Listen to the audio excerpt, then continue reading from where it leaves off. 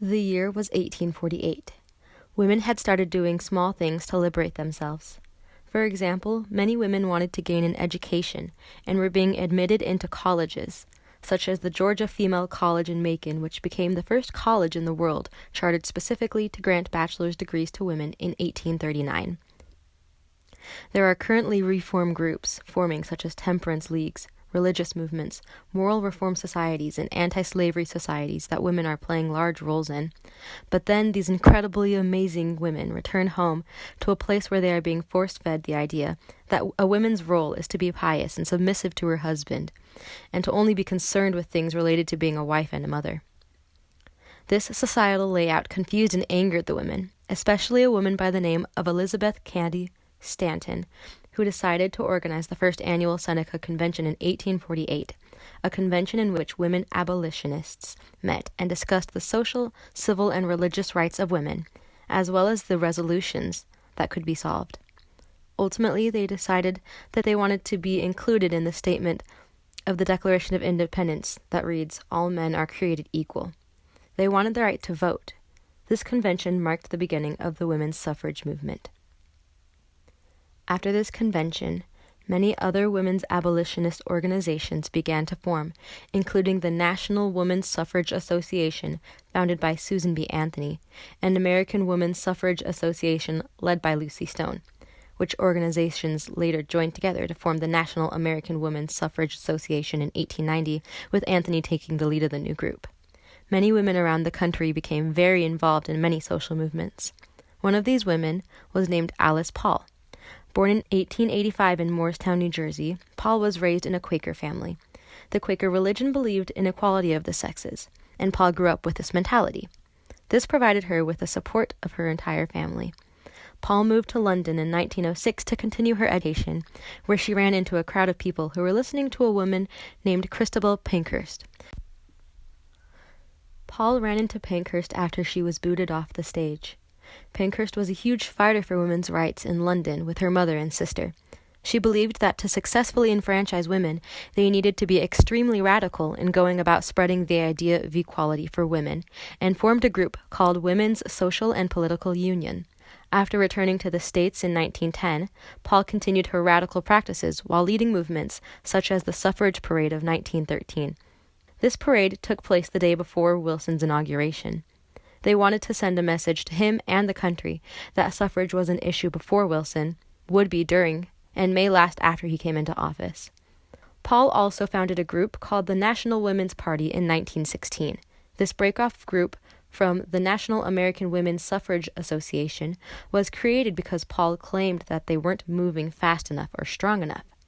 While in the UK, Paul had learned from Pankhurst of the importance of putting pressure on those in power and making them act instead of allowing them to overlook her argument. And so, with the creation of her new group, Paul decided to be constantly in contact with those in political power. In 1923, Paul proposed the Equal Rights Amendment, which, in a nutshell, stated that men and women shall have equal rights throughout the United States and every place subject to its jurisdiction. This amendment served to end the legal distinctions in circumstances such as divorce, employment, and ownership of property. This amendment was never passed.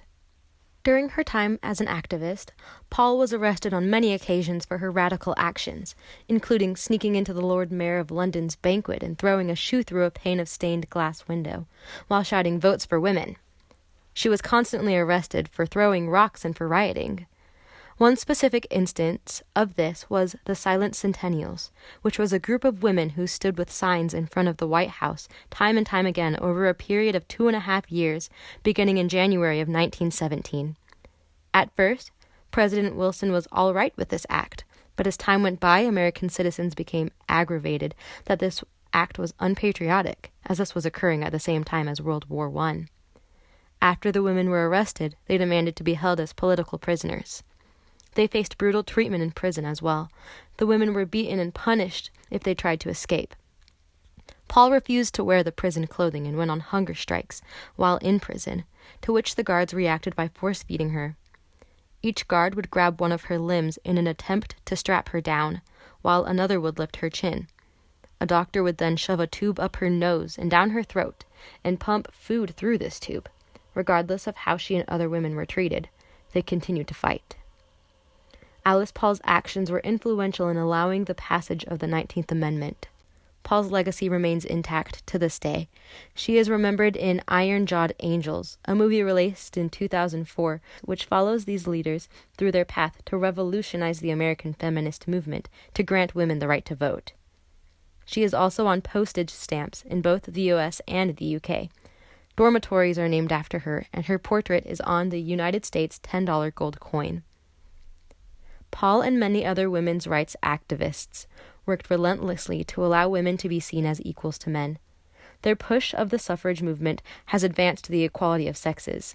Women are now able to hold titles and participate in politics and other public affairs. Women's participation in elections has increased steadily since the 19th Amendment was ratified in August of 1920. Ever since 1984, women have consistently exceeded men in voter turnout in presidential elections. Although we have come a long way, we still have so far to go. The rights of women have been won, but the rights of people such as minorities, people of the LGBTQIA+ community, people of a low economic status, and more are still in progress. As women and men with a voice, we should not sit idly by and watch our people be attacked. Instead, we should protect those who continuously fight for their rights to be seen as equals, as we once did. It is our responsibility to stand for the rights of those whose voices cannot be heard.